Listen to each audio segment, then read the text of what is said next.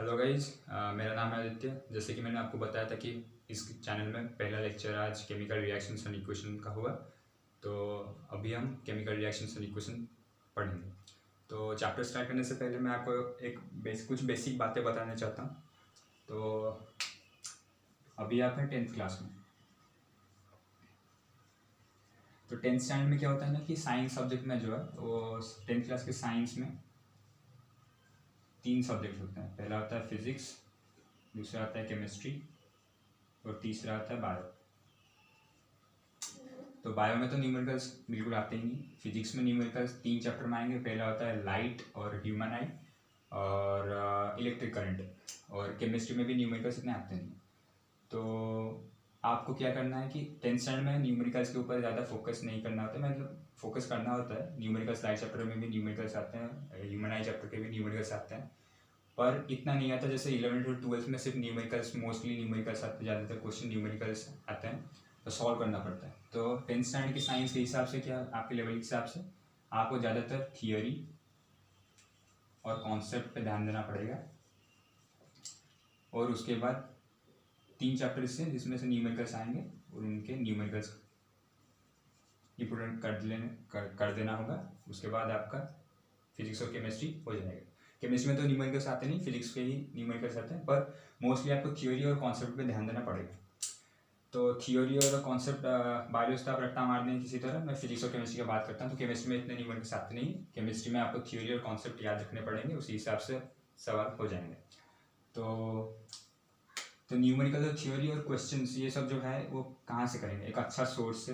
तो वो सोर्स कौन सा होगा? तो पर्सनली एक्सपीरियंस किया, इसलिए आपको बता रहा हूँ। आप एनसीईआरटी, तो आपके स्कूल वाले आपको एनसीईआरटी देते हैं। एनसीईआरटी के अलावा आपको और कुछ किताब खरीदने, अगर आप खरीदते हैं तो क्या करते हैं बच्चे, बहुत सारी किताब खरीदते हैं, ज़्यादातर कुछ खरीदने की ज़रूरत नहीं है।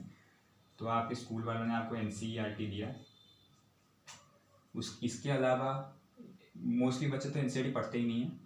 इसके अलावा अगर आपको कुछ खरीदना है तो आप ये खरीद सकते हैं। ऑसवाल का एक आता है क्वेश्चन बैंक।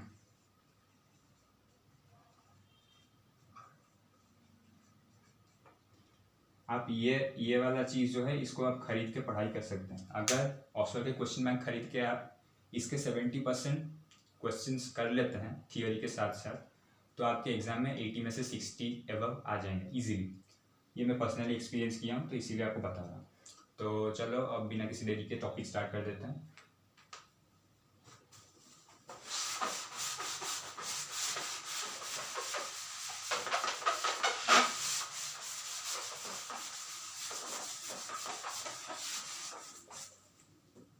तो हमारा चैप्टर है केमिकल रिएक्शंस एंड इक्वेशंस। इसको हम 3 पार्ट्स में पढ़ेंगे। जो पहला पार्ट होगा वो आज पढ़ेंगे, जिसमें हम पढ़ेंगे कि केमिकल रिएक्शन क्या होता है। रिएक्शन को मैं शॉर्ट में आर एक्स और एन लिख देता हूँ। केमिकल रिएक्शन क्या होता है, फिर केमिकल इक्वेशंस क्या होता है, और फिर इन्हीं दोनों के ऊपर आज मतलब पहले पार्ट में यही दोनों पार्ट ही मतलब टॉपिक ही कंप्लीट करेंगे। फिर सेकेंड पार्ट में पढ़ेंगे types of chemical reaction. Types of chemical reaction, CR को केमिकल रिएक्शन में बोलता हूँ, टाइप्स ऑफ केमिकल रिएक्शन। तो सेकेंड पार्ट में सिर्फ 3 ही टाइप इसको कवर करेंगे। पहला होगा कंबशन,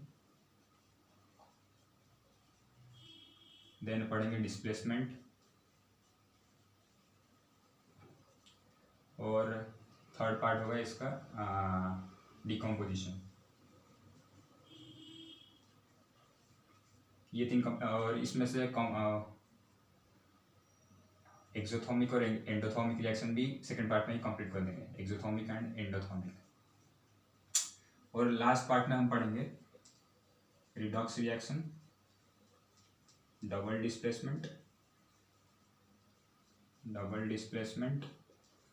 और रैंसिडिटी एंड कोरोजन।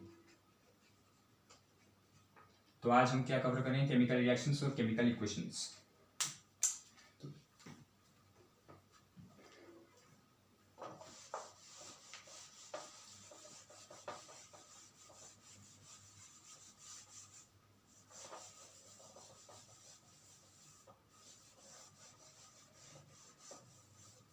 तो पहला जो हमारा नाम आता है केमिकल रिएक्शन, इसका डेफिनेशन क्या है? तो केमिकल रिएक्शन के किताबों में काफ़ी सारे मतलब लंबे चौड़े डेफिनेशन दिया रहता है, लेकिन आप सिंपली ऐसे लिख सकते हैं कि chemical reaction is a chemical process, it is a chemical process in which one or more than one reactant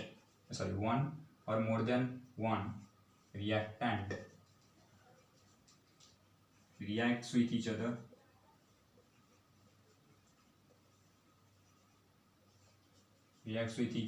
to form products.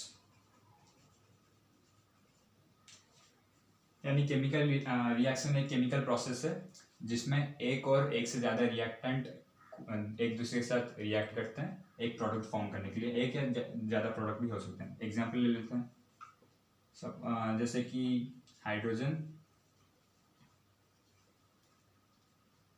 जब रिएक्ट करता है ऑक्सीजन के साथ तो ये वाटर देता है। ये जो साइड है आरओ के लेफ्ट वाला, इसको हम बोलते हैं रिएक्टेंट साइड, और आरओ के राइट साइड वाला जो पोर्शन है उसको हम बोलते हैं प्रोडक्ट साइड। ठीक है, तो अभी ये हो गया। तो केमिकल रिएक्शन का डेफिनेशन है, it is a chemical process in which one or more than one reactant react with each other to form products. और ये जो प्रोडक्ट फॉर्म होंगे, प्रोडक्ट्स हैविंग डिफरेंट प्रॉपर्टीज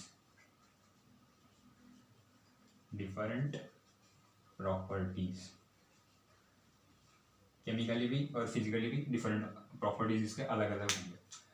तो ये है केमिकल रिएक्शन के ऊपर। तो केमिकल रिएक्शन क्यों होता है? Chemical reaction occurs due to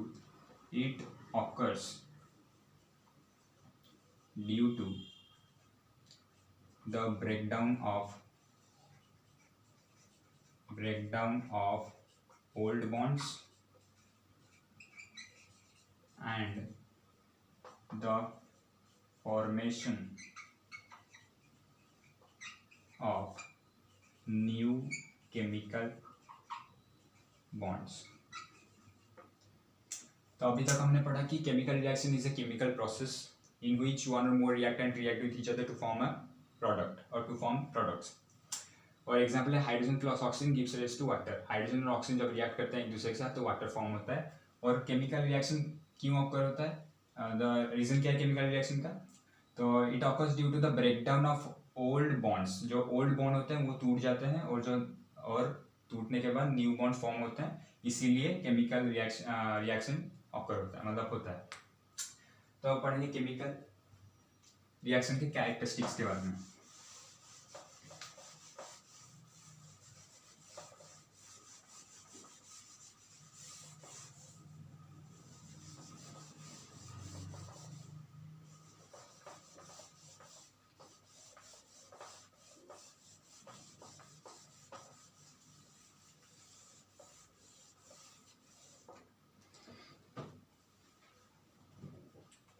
chemical reactions characteristics.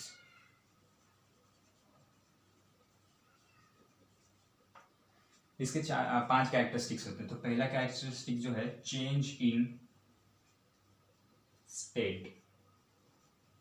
Change in state यानी एग्जाम्पल लेके समझा देता हूँ। बर्निंग ऑफ कैंडल,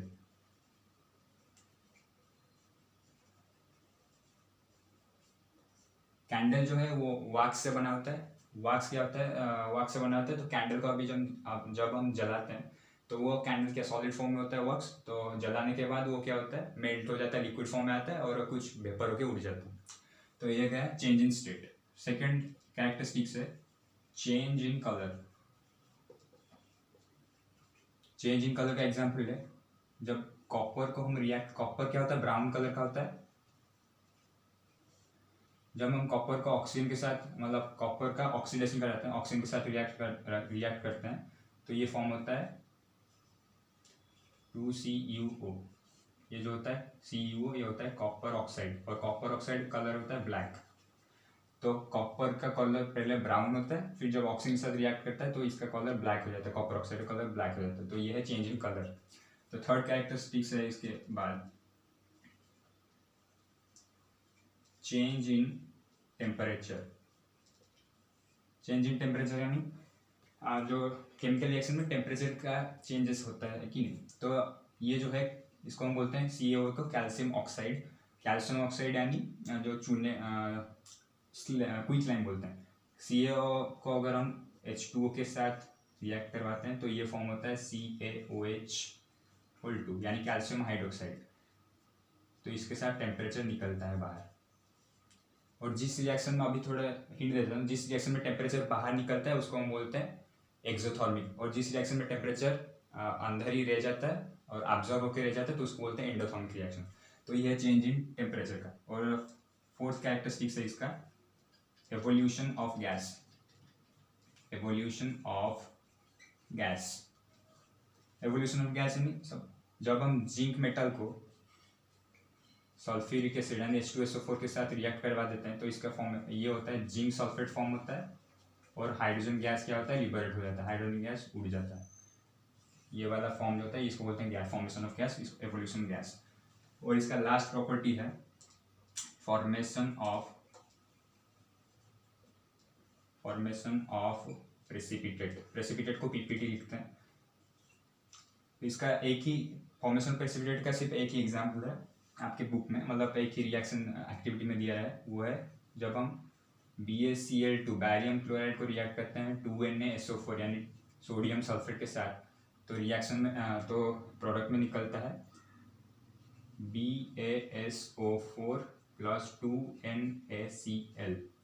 ये तो नमक है NaCl, और ये जो BaSO4 है ये होता है वाइट कलर का एक PPT, वाइट प्रेसिपिटेट। तो यहाँ पे प्रेसिपिटेट फॉर्म होता है तो इसके लिए बोलते हैं फॉर्मेशन ऑफ प्रेसिपिटेट। तो इसी हिसाब से केमिकल रिएक्शन हमने पढ़ लिया, केमिकल रिएक्शन क्यों होता है उसको भी पढ़ लिया। अब केमिकल रिएक्शन के कैरेक्टरिस्टिक्स को पढ़ते हैं। तो पहला था चेंज इन स्टेट, एक स्टेट से दूसरे स्टेट, केमिकल रिएक्शन की वजह से एक स्टेट से दूसरे स्टेट में कन्वर्ट, जैसे बॉन्डिंग ऑफ कैंडल, सॉलिड था, केमिकल रिएक्शन के बाद वो लिक्विड और वेपर में कन्वर्ट हो गया। यहाँ पे चेंज इन कलर, कॉपर यहाँ पे ब्राउन था, ऑक्सीजन के साथ ऑक्सीडेशन होने के बाद इसका कलर ब्लैक हो गया। और यहाँ पे change in temperature, calcium oxide को जब भी हम वाटर के साथ रिएक्ट करवाते हैं तो निकलता है कैल्शियम हाइड्रोक्साइड, और इसके साथ टेम्परेचर भी रिलीज होता है। तो ये होता है change in temperature. Normal temperature से थोड़ा रिलीज हो गया, तो ये एग्जाम्पल लिख लेना। फिर होता है evolution of gas. Evolution of gas में जिंक को जब हम सल्फ्यूरिक एसिड के साथ रिएक्ट करवाते हैं तो जिंक सल्फेट फॉर्म होता है और हाइड्रोजन गैस लिबरेट हो जाता है। तो ये होता है एवोल्यूशन ऑफ गैस। तो formation of precipitate, barium chloride को हम सोडियम सल्फेट के साथ रिएक्ट करते हैं तो व्हाइट कलर का प्रेसिपिटेट फॉर्म होता है, उसको हम बोलते हैं बैरियम सल्फेट BaSO4। ये गया केमिकल रिएक्शन के कैरेक्टरिस्टिक्स। ये वाला जो व्हाइट प्रेसिपिटेट है इसको याद रख लेना क्योंकि ये MCQs में आते हैं एग्जाम, बोर्ड एग्जाम में। अभी हम देखेंगे केमिकल रिएक्शन देख लिया, अभी हम देखते हैं केमिकल इक्वेशन के बारे में।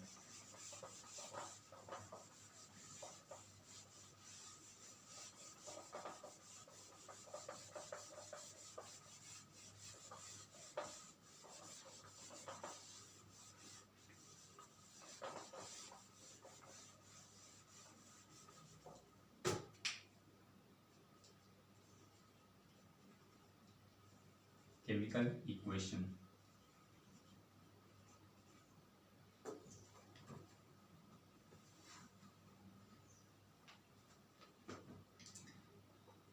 केमिकल इक्वेशन का डेफिनेशन पहले हम समझ लेते हैं। केमिकल इक्वेशन का डेफिनेशन है it is the symbolical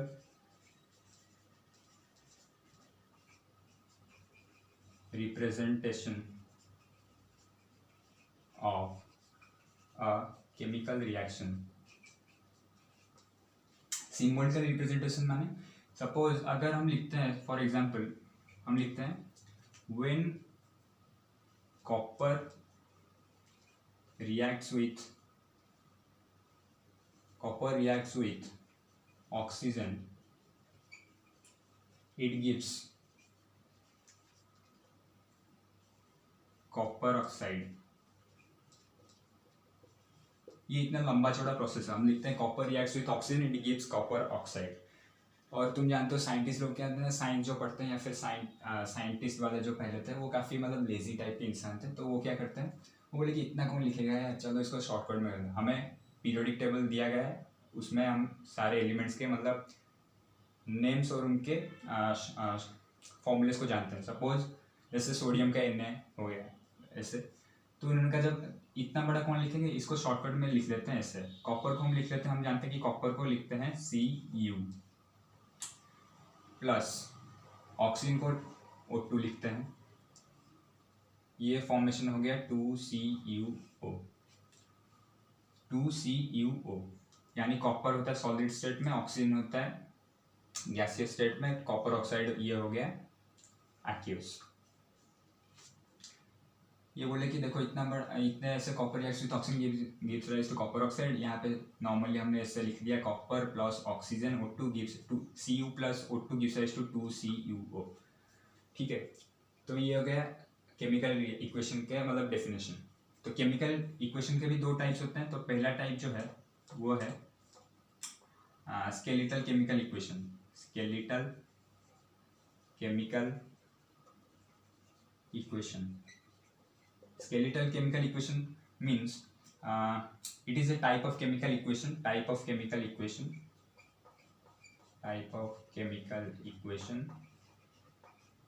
in which number of atoms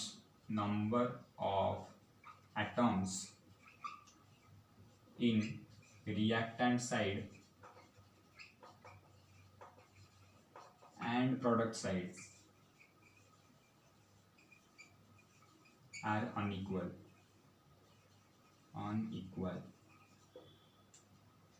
तो स्केलेटल केमिकल इक्वेशन क्या बोलता है कि ये केमिकल इक्वेशन ही है, और इसका एक केमिकल इक्वेशन का एक टाइप है जिसमें क्या होता है कि रिएक्टेंट साइड में जो एटम्स के नंबर होते हैं वो प्रोडक्ट साइड के एटम के नंबर से इक्वल नहीं होते। एग्जांपल दे देते हैं। एग्जाम्पल है जैसे यहाँ पे हमने लिख लिया Cu प्लस O2। ऑक्सीजन तो हमेशा गैसियस फॉर्म में रहेगा, तो Cu plus O2 gives rise to 2CuO। यहाँ पे 2 लगा है यानी कॉपर भी 2 है, ऑक्सीजन भी 2 है। हम अगर प्रोडक्ट साइड में कॉपर 2 है, ऑक्सीजन 2 है, पर रिएक्टेंट साइड में कॉपर 1 है, ऑक्सीजन 2 है, तो एक यहाँ पे कॉपर 2 है, यहाँ पे कॉपर 1 है, यहाँ पे कॉपर 2 है, तो ये हो गया अनबैलेंस। तो इसी को बोलते हैं स्केलेटल केमिकल इक्वेशन। इसका ठीक एक ऑपोजिट वाला है, उसको सेकेंड पार्ट में पढ़ेंगे। तो यानी इसका और एक टाइप है, अभी पढ़ते हैं।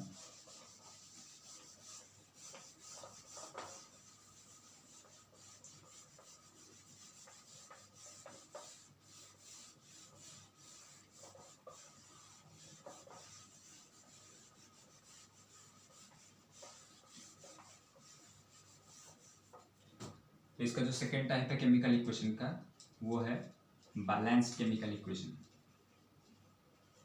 बैलेंस्ड केमिकल इक्वेशन क्या कहता है? बैलेंस्ड केमिकल इक्वेशन ये कहता है कि number of atoms in the product side, number of atoms in product side is always equals to number of atoms in reactant side। यानी रिएक्टेंट साइड में जितने नंबर ऑफ एटम्स होंगे product side में भी उतने ही नंबर के atoms होंगे। Example ले लेते हैं। यहाँ पे जैसे दिया है 2H2 plus O2 gives rise to 2H2O। यहाँ पे हाइड्रोजन कितने हैं? 2 2 जा 4 हाइड्रोजन। ऑक्सीजन कितने हैं? 2। यहाँ पे 2H2 यानी 4 हाइड्रोजन, ऑक्सीजन 2 है। तो देखो यहाँ पे भी 4 2 6 एटम्स हैं, यहाँ पे भी 4 2 6 एटम्स हैं, तो हो गए बराबर। यानी हाइड्रोजन के 4, ऑक्सीजन के 2, ऑक्सीजन के 2। तो ये बैलेंस्ड है, दोनों साइड में इक्वल नंबर के, तो ये है बैलेंस्ड केमिकल इक्वेशन। और एक बात रखना, balanced chemical equation is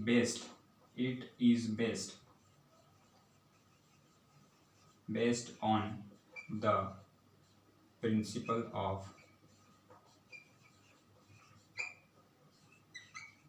law of conservation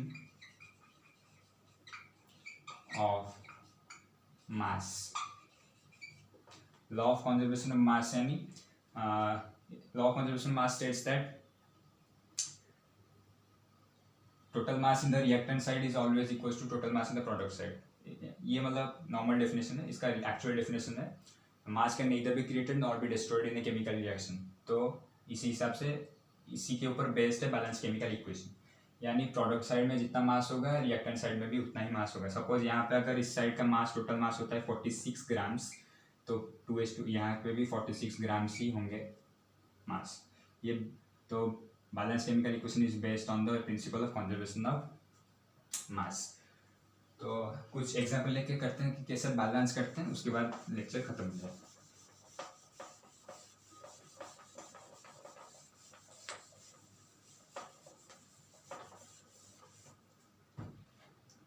तो कैसे होता है, सपोज अगर तुम्हें किसी स्केलेटल रिएक्शन दिया गया है, suppose copper plus oxygen gives rise to 2CuO, तो तुम्हें यहाँ पे दो साइड कर देना है, एक होगा रिएक्टेंट साइड, एक होगा प्रोडक्ट साइड।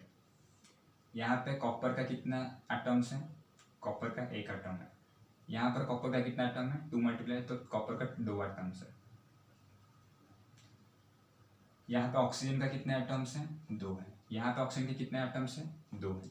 तो यानी ऑक्सीजन दोनों साइड में सेम है, पर कॉपर रिएक्टेंट साइड में 1 है और प्रोडक्ट साइड में 2 है। तो इसको कैसे बैलेंस किया जाए, तो देखो 1 में क्या मल्टीप्लाई करेंगे कि 2 जगह 2 मल्टीप्लाई कर देंगे, तो यानी यहाँ पे जो है यहाँ पे 2 लगा देंगे, तो 2Cu + O2 gives rise to 2CuO। तो कॉपर यहाँ पे भी 2 है, यहाँ पे भी 2 है, ऑक्सीजन यहाँ पे भी 2 है, यहाँ पे भी 2 है, तो हो गया बैलेंस। उसी तरह और एक एग्जांपल लेते हैं।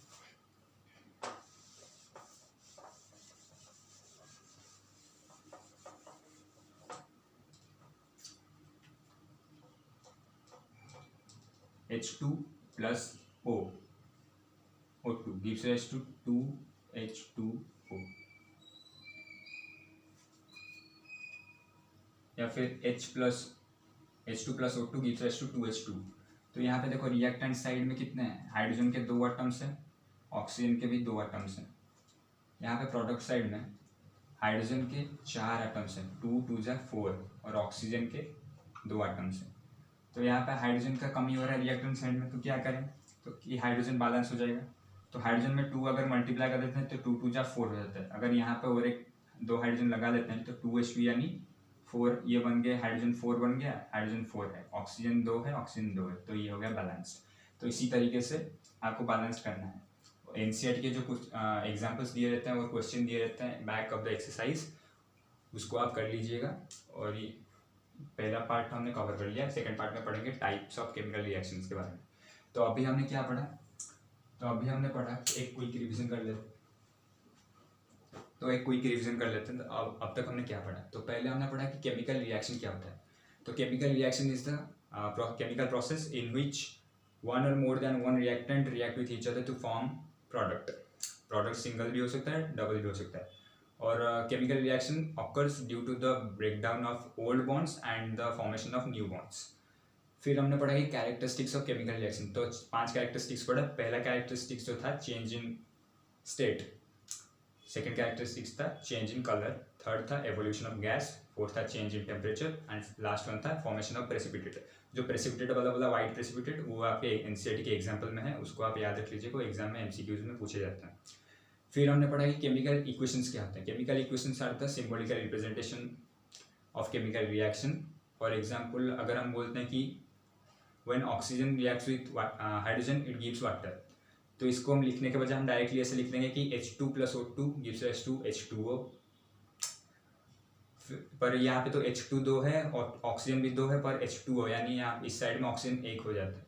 तो इसको हम इसके भी 2 टाइप्स आते थे केमिकल इक्वेशंस के। पहला टाइप होता है स्केलेटल केमिकल इक्वेशन, जिसमें क्या होता है number of atoms in the product side is not equal to number of atoms in the reactant side, यानी रिएक्टेंट और प्रोडक्ट साइड में अनइक्वल नंबर्स ऑफ एटम्स होते हैं। And law of conservation of mass को skeletal chemical equation ओबे नहीं करता है। फिर हमने देखा कि सेकेंड केस में बैलेंस केमिकल इक्वेशन, ये क्या करता है, it follows law of conservation of mass and it defines that the number of atoms in the reactant side is equal to the number of atoms in the product side. Example, अगर copper 2Cu plus O2 gives rise to 2CuO, दोनों तरफ copper 2 है, oxygen भी 2 है। और skeletal reaction का भी, skeletal reaction इससे अलग है, यानी Cu plus O2 gives rise to 2CuO, एक तरफ 2 कॉपर है, एक तरफ 1 कॉपर है। तो आज हमने यहाँ तक कंप्लीट किया। फिर नेक्स्ट वीडियो में हम पढ़ेंगे टाइप्स ऑफ केमिकल रिएक्शन के कंबशन के बारे में, डिस्प्लेसमेंट के बारे में, और exothermic, endothermic and decomposition reaction के बारे में। तो अगर वीडियो पसंद आया तो लाइक, शेयर और सब्सक्राइब ज़रूर कीजिएगा। Thank you.